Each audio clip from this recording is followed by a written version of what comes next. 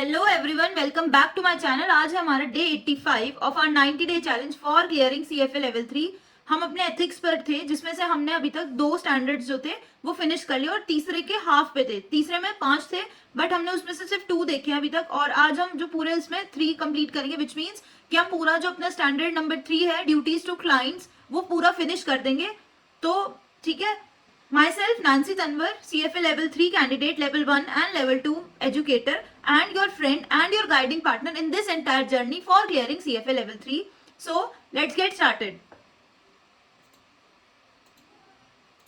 जैसे कि मैं बता ही रही हूँ कि हम अपने तीसरे स्टैंडर्ड पे थे, ड्यूटीज टू क्लाइंट। उसमें से जो हम अब देख रहे हैं, जो हमारा ये पूरा का पूरा जो है ये फेयर डीलिंग, ठीक है, फेयर डीलिंग अब जो है हमारा तीसरा है, ठीक है। उसमें हम देखते हैं कि क्या क्या होता है, फेयर डीलिंग हमें कैसे करनी चाहिए। इसमें से हम जो 2 थे प्रीवियस वाले वो हम देख चुके हैं जो हमारे, ठीक है। और अब हम देखते हैं इसमें कि members and candidates must deal Fairlie. Fairlie is an important word, ठीक है। आई थिंक वेट, ये फेयरली वाला ये तो हम कर चुके हैं। फेयर डीलिंग थर्ड सी पे आना था हमें, हाँ sorry, third C is your suitability, ठीक है। तो थर्ड सी है suitability. When members and candidates are in advisory relationship with the client, they must advisory relationship मतलब बहुत सारे अलग अलग तरीके रिलेशन हो सकते हैं। जैसे कि कोई हो सकता है कि ट्रेड एग्जीक्यूट कर रहा हो, या कोई कुछ और जो फंक्शन है कोई और कुछ कर रहा हो, बट इसमें हम बोल रहे हैं स्पेसिफिकली एडवाइजरी जो रिलेशनशिप है विद द क्लाइंट। तो उसको क्या करना होगा, make a reasonable inquiry into a clients और prospective clients investment experience, risk and return objectives, financial constraints prior to making any investment recommendations or taking investment actions, and must reassess and update this information regularly. इसमें क्या बोल रहे हैं, हमें suitability मतलब क्या है, risk और return objectives, financial जो भी constraints है, जो भी prospective, जो भी अभी वाले clients हैं, और जो prospective मतलब जो आने वाले जो future के clients हैं, उनके लिए भी investment experience को ऐसे करना है कि उनके लिए जो भी हम recommendation देंगे वो उनके लिए suitable होना चाहिए। डिटरमाइन करना है investment is suitable to the client's financial situation and consistent with the client's return objective. जो भी उसने रिटर्न ऑब्जेक्टिव्स है उसके साथ वो कंसिस्टेंट होना चाहिए, उसके मैंडेट्स, उसके constraints before making an investment recommendation और टेकिंग एन इन्वेस्टमेंट एक्शन। जज द सुटेबिलिटी, हमें जज भी करना है सुटेबिलिटी को कि वो अप्रोप्रिएट है या नहीं है टू द टोटल पोर्टफोलियो, ठीक है।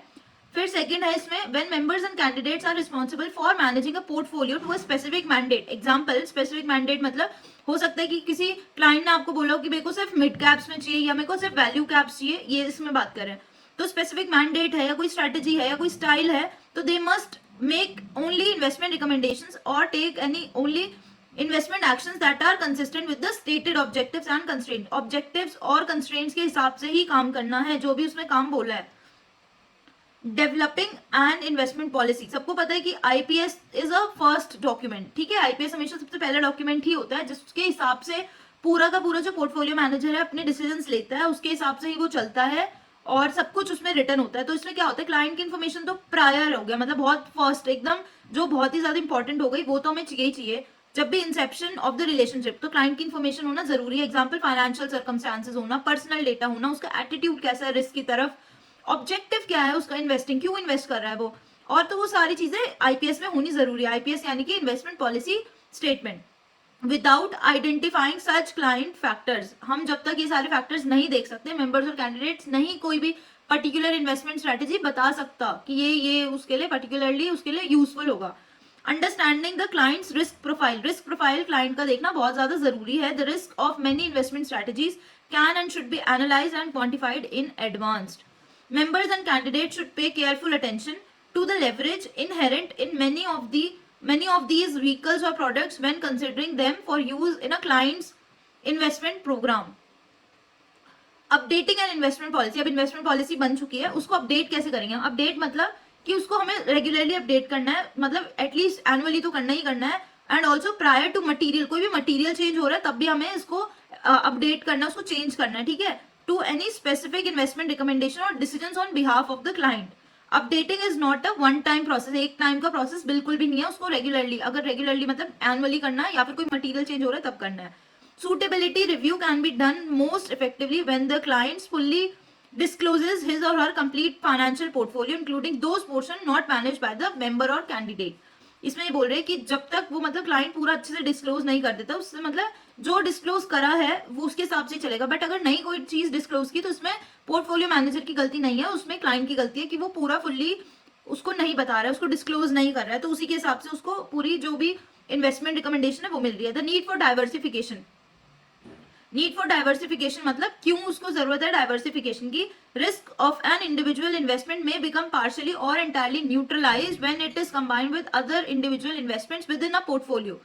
An investment with a high relative risk on its own may be suitable investment in the context of the entire portfolio or when the client stated objectives contemplate, speculate और risky investment. ठीक है, इसमें बोल रहे हैं कि relative risk हम हमेशा पूरे एक पोर्टफोलियो के हिसाब से देखेंगे, एक किसी स्टॉक के हिसाब से नहीं देखेंगे। Members and candidates can be responsible for assessing the suitability. Suitability देखना किसकी जिम्मेदारी है, एक पोर्टफोलियो मैनेजर की, कि वो उसके हिसाब से है या नहीं। एड्रेसिंग अनसॉलिसिटेटेड ट्रेडिंग रिक्वेस्ट, मतलब अनसॉलिसिटेटेड मतलब कोई जो पूरा आईपीएस के हिसाब से इतना रिस्क ले सकते हैं, बट जो हमारा क्लाइंट है वो बोल रहा है कि उसको ज्यादा रिस्क लेना है, उसको ज्यादा रिटर्न चाहिए। तो अब इसमें ऐसे हम कैसे डील करेंगे। तो जो ट्रांजैक्शन रिक्वेस्ट है वो क्लाइंट्स के इंडिविजुअल बायस के हिसाब से हो सकते हैं और प्रोफेशनल एक्सपीरियंस के हिसाब से हो सकते हैं। हो सकता है कि क्लाइंट का कोई एक्सपीरियंस हुआ हो कि उसको एक किसी पर्टिकुलर स्टॉक में लेट से XYZ में उसको अच्छा प्रॉफिट मिला हो, बट हो सकता है कि जो वो अब उसके लिए ना फेवरेबल ना हो, तो पोर्टफोलियो मैनेजर ने उसको हटा दिया, उसको नहीं, उसको बोल रहे कि नहीं ये सब नहीं, उसको इंक्लूड नहीं करना या जो भी है। तो उसमें अब जो क्लाइंट है उसको लगता है कि जो XYZ है उसने मेरे को प्रीवियसली भी बहुत अच्छा रिटर्न दिया था, तो अब भी अच्छा रिटर्न देगी। तो इस पे वो बोल रहा है कि पोर्टफोलियो मैनेजर को मेरे को ये वाला स्टॉक डलवाना है अपने पोर्टफोलियो में। तो क्या करेगा पोर्टफोलियो मैनेजर, मेंबर्स और कैंडिडेट्स क्या करेगा, रीजनेबल एफर्ट करने पड़ेंगे ताकि वो बैलेंस कर सके ट्रेडिंग रिक्वेस्ट जो क्लाइंट की है और जो उसकी रिस्पॉन्सिबिलिटी जो आईपीएस है उसके हिसाब से उसको बैलेंस करके चलना पड़ेगा। अगर जो अनसॉलिसिटेटेड जो उसकी ट्रेड रिक्वेस्ट है वो अनसूटेबल है, उसको पता है कि वो अनसूटेबल है इस क्लाइंट के लिए, तो उसको रिफ्रेन करना चाहिए कि मैं ये ट्रेड नहीं लूंगा, मैं ये मतलब आपके लिए फेवरेबल नहीं। उसको एजुकेट करो क्लाइंट को, उसके साथ डिस्कस करो कंसर्न्स। फिर भी अगर वो नहीं मान रहा और बोल रहे कि हम मिनिमम इम्पैक्ट पड़ेगा, तो हम क्या करेंगे, फर्म की पॉलिसी के हिसाब से क्लाइंट का अप्रूवल ले लेंगे और उस अनसूटेबल ट्रेड के लिए, क्योंकि उसका जो असर है वो मिनिमल है, बहुत ना के बराबर है। बट अगर जो उसकी रिक्वेस्ट है उसमें मटेरियल इम्पैक्ट पड़ने वाला है हमारे पोर्टफोलियो को, तो हमें क्या करना चाहिए, हमें जो ये अपॉर्चुनिटी मिली है हमें अपडेट करना आईपीएस, अपना जो आईपीएस है उसको अपडेट करो और उसको दिखाओ कि ये अगर आप ऐसे कर रहे हो ना इस चीज को, तो आपके रिटर्न और जो आपका ऑब्जेक्टिव है उस पर इतना ये असर पड़ सकता है। अगर वो तब भी वो ये चीज नहीं मान रहा, उसको नहीं एक्सेप्ट कर रहा कि ये सब हो सकता है, वो मना कर रहा है कि ये पॉलिसी स्टेटमेंट्स को ना मॉडिफाई भी मत करो, तो हमें क्या करना है, इन सम सिचुएशंस क्या करना पड़ सकता है, इन एक्सट्रीम जो सिचुएशन होगी आपको वो क्लाइंट को ही छोड़ देना पड़ेगा, क्योंकि वो जब बात ही नहीं सुन रहा तो आप क्या उसको कितना बोलोगे। ठीक है, but it should be the extreme case. Managing to an index और मैंडेट, मैनेज कैसे करेंगे, अगर हमारे पास कोई इंडेक्स है, सपोज लार्ज कैप फंड है, कोई मैंडेट है, तो उसको हम कैसे करेंगे, मेंबर और candidate who serves as a fund manager for a large cap income fund would not be following the fund mandate by investing heavily in small cap और startup। वो ऐसे नहीं करेगा, अगर उसका मैंडेट लार्ज कैप है तो लार्ज कैप में ही इन्वेस्ट करेगा। members and candidates who manage pooled assets to a specific mandate are not responsible for determining the suitability of the fund as an investment for investors who may be purchasing shares in the fund। तो इसके recommended procedures क्या क्या है, investment policy statement में हमें क्या क्या चाहिए, क्लाइंट के आइडेंटिफिकेशन चाहिए, type and nature of the client क्या है, existence of the separate beneficiaries देखेंगे, approximate portion of total clients assets that the member और कैंडिडेट इज मैनेजिंग ये देखेंगे हम, इन्वेस्टर ऑब्जेक्टिव्स में रिटर्न ऑब्जेक्टिव्स, रिस्क टॉलरेंस, फिर इन्वेस्टर का जो कंस्ट्रेंट होगा उसमें हम क्या क्या देखेंगे, लिक्विडिटी नीड्स क्या है, expected cash flow, investable funds क्या क्या है, टाइम होराइजन क्या है, tax considerations, regulatory and legal circumstances, investor preferences, prohibition, circumstances, unique needs. ये जो मैंने आपको बताया था ना सबसे अच्छा वो है रटलू, RRTTLLU, सबसे इजीएस्ट वे है उसको याद करने का। R for risk, return, tax, time horizon, liquidity, legal and unique needs और परफॉर्मेंस मेजरमेंट बेंचमार्क्स। फिर हमारा रेगुलर अपडेट्स हमें सबको पता है हमें करने पड़ेंगे एनुअली, और अगर कोई मटेरियल चेंज होता है तब। सूटेबिलिटी टेस्ट पॉलिसीज क्या है, analysis of the impact of the portfolios diversification, a comparison of the investment risk with the clients assessed risk tolerance, the fit of the investment with the required investment strategy. अब हम आ गए हैं fourth, अपने fourth जो सब standard है उसका नाम क्या है, परफॉर्मेंस प्रेजेंटेशन, परफॉर्मेंस प्रेजेंटेशन। अब परफॉर्मेंस को प्रेजेंट हम कैसे करेंगे? जब भी हम कम्युनिकेट, ये पूरा का पूरा एज इट इज लिया है मैंने टेक्स्ट बुक से from the CFA curriculum. When communicating investment performance information, members or candidate must make reasonable efforts to ensure that it is fair होना चाहिए, accurate होना चाहिए और complete होना चाहिए। ठीक है, fair, accurate and complete, these three words needs to be like it should be remembered every time. Provide credible performance information, credible information देना है performance information। और क्या करना है? अवॉइड करना है मिस स्टेट करना परफॉर्मेंस या फिर मिसलीड करना क्लाइंट्स या फिर प्रोस्पेक्टिव क्लाइंट्स को। ये जो स्टैंडर्ड है इनकरेज कर रहा है full disclosure of investment performance data. Full disclosure of investment performance data होना बहुत ज्यादा जरूरी है। कोई भी मिस रिप्रेजेंटेशन नहीं होनी चाहिए पास्ट परफॉर्मेंस में और रीजनेबली एक्सपेक्टेड परफॉर्मेंस में। Must give a fair and complete presentation of performance information whenever communicating data with respect to the performance history of the individual accounts, composites और group of accounts, composites of an analyst और performance results. जितना भी मतलब पूरा इसमें यही बोल रहे हैं बार बार कि फेयर और कंप्लीट इन्फॉर्मेशन होनी चाहिए और शुड नॉट स्टेट और imply client with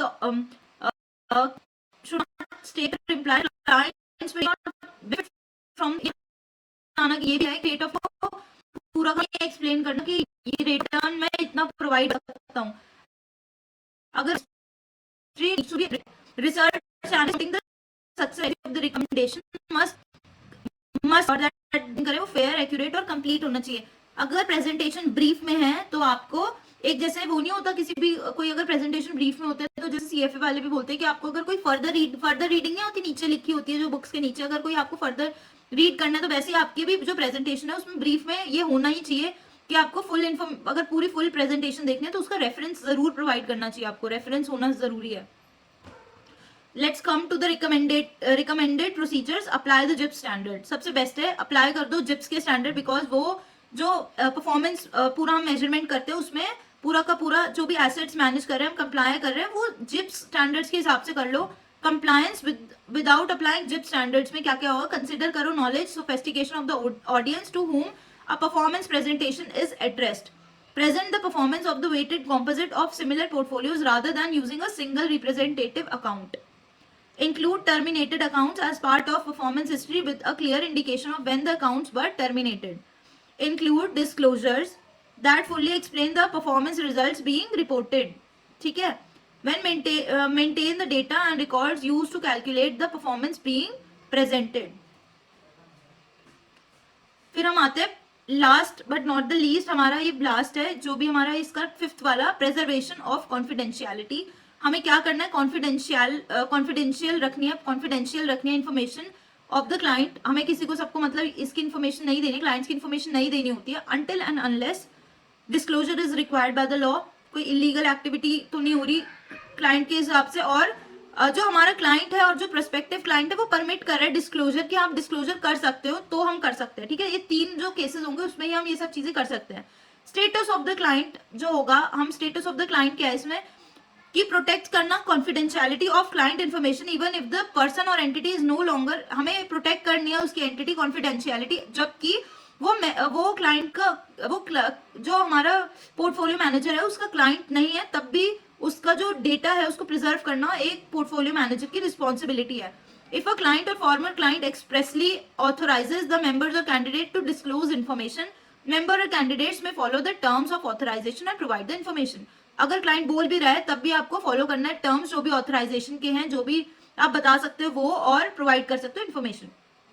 compliance with the law में क्या है? If applicable law requires disclosures of client information. अगर लॉ बोल रही है कि आपको डिस्क्लोज करना इन सर्टेन सर्कमस्टांसेस तो you should comply with the law. If applicable law requires members or candidates to maintain confidentiality even if the information concerns illegal activities on part of the client, तो members or candidates should not disclose such information. अगर applicable law बोल रहा है कि आपको confidentiality maintain करनी है, अगर तब भी illegal है तब भी आपको disclose नहीं करनी information। ठीक है, इलेक्ट्रॉनिक इंफॉर्मेशन एंड सिक्योरिटी में हम देखते हैं कि many employers have strict policies about how to electronically communicate sensitive client information and store client information on personal laptops, mobile devices, portable disk और flash devices पे आप कैसे उसको store करोगे, फर्म्स की पॉलिसीज होती है and you have to follow according to what the firm says. तो इसमें बोल रहे हैं डज नॉट रिक्वायर मेंबर और कैंडिडेट को एक्सपर्ट नहीं बनना आपको इन्फॉर्मेशन सिक्योरिटी टेक्नोलॉजी में, बट आपको थॉरो अंडरस्टैंडिंग होनी बहुत ज्यादा जरूरी है, और आपको इनकरेज करना है कि फर्म को to conduct regular periodic training on confidentiality procedure for all firm personal, ठीक है। Professional conduct investigation by CFA institute, जो ये पीसीपी पूरा बैठती है जब भी कोई मेंबर और कैंडिडेट कुछ भी वायलेशन करता है, तो उसमें ना जो उनके पास जाती है इन्फॉर्मेशन, तो आप पीसीपी को बता सकते हो, बिकॉज जो भी पीसीपी को इन्फॉर्मेशन जाएगी वो भी एक CFA, they are all CFAs, तो उनके पास जो पूरी इन्फॉर्मेशन होगी वो कॉन्फिडेंशियल ही रहेगी, वो कोई फर्दर आपकी मतलब डिस्क्लोज नहीं होगी, तो आप बेफिक्र होकर उनको कर सकते हो, ठीक है, उनके सामने डिस्क्लोज कर सकते हो। तो इसमें रिकमेंडेड प्रोसीजर्स में अगर मैं बात करूं, avoid disclosing any information received from a client except to the authorized fellow employees who are working for the client. In some instances, however, a member or candidate may want to disclose information received from clients that is outside the scope of the confidential relationship and does not involve illegal activities. Illegal activities नहीं, but मन कर रहा है ऐसी कि आपको, मेरे को मन कर रहा है कि मैं इन्फॉर्मेशन दूं जो कॉन्फिडेंशियल भी नहीं है और जो इलीगल एक्टिविटीज भी नहीं है, बट जब आपको ऐसा कुछ करना है तो उससे पहले आपको आपको ये सारी चीजें पूछनी है कि जो भी कंटेक्स्ट में आप इन्फॉर्मेशन डिस्क्लोज करो क्या कंटेक्स्ट है, अगर मैं डिस्क्लोज करूंगी ये इन्फॉर्मेशन तो क्या वो अप्रोप्रिएट होना चाहिए, वो इन्फॉर्मेशन रेलिवेंट होना चाहिए, जो भी आप बता रहे हो उस वर्क से रिलेटेड होना चाहिए, जो भी is the information background material अगर है इफ डिस्क्लोज, तो वो क्या इंप्रूव करेगी सर्विसेज और क्लाइंट को, तो आप कर सकते हो। Need to understand and follow their firm's electronic information communication and storage procedures. Communicating with clients should make reasonable efforts to ensure that firm-supported communication methods and compliance procedures follow practices designed for preventing accidental distribution of confidential information। इसमें बोल रहे हैं कि जब भी हम communicate करें किसी client से तो हमें reasonable efforts बनाने चाहिए कि हम compliance procedures को follow कर सके, उस practices को follow कर सके, ताकि accidentally हम कुछ भी information ऐसे दे ना दे। A regular review of privacy protection measures is encouraged. Regular review होना चाहिए इन सारी चीजों का, और should be diligent in discussing with clients the appropriate methods for providing confidential information. हमेशा client से discuss कर लेना बहुत ज्यादा जरूरी है, appropriate methods discuss कर लेना जरूरी है। With this we have come to an end to this entire standard and also this day, और हमारा ये day 85 complete होता है। With this पूरा complete, अब जो भी पूरे फर्दर डेज होंगे उसमें एक एक करके जो बाकी के बचे हुए स्टैंडर्ड्स है वो मैं पूरे कंप्लीट करूंगी, ठीक है। तो मिलते हैं हम अपने नेक्स्ट जो उसमें सेशन में, ठीक है। और लेवल 1 और लेवल 2 स्टूडेंट्स के लिए, आप लोगों के लिए एक इन्फॉर्मेशन है कि डिस्क्रिप्शन बॉक्स में एक गूगल फॉर्म है आपकी कोचिंग के रिगार्डिंग, अगर आपको कोचिंग लेनी है तो उसके रिगार्डिंग है ये, तो ठीक है। मिलते हैं हम अपनी नेक्स्ट वीडियो में। Bye bye, signing off. Hope